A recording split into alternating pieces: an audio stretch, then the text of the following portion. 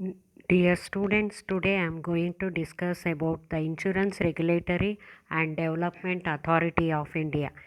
It is a body corporate by the name having perpetual succession and common seal. With the subject to the provisions of the Act, head office of the authority shall be in such a place where the central government may decide from time to time.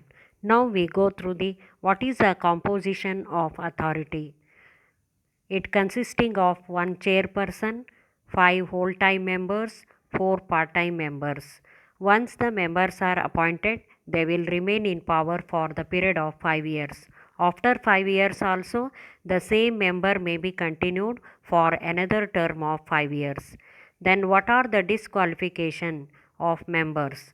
If any member declared as an insolvent, if any person mentally or physically incapable to act as a member, if any member is committed an offence of moral turpitude, if any member is acting against the interest of the public, then that person may be removed from the membership of IRDA.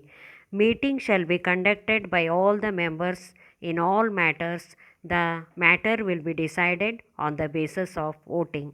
Now we go through the powers and functions of their authority. First duty is to regulate, promote, and ensure the orderly growth of insurance business in India. Second one is issuing the certificate for registration, renew or withdrawal, suspend or cancel such registration.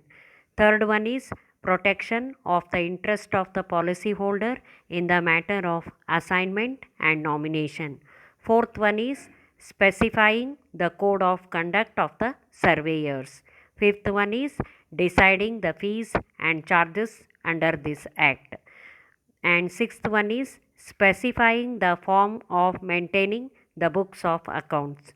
Seventh one is adjudicating the dispute between the policyholder and the insurance company.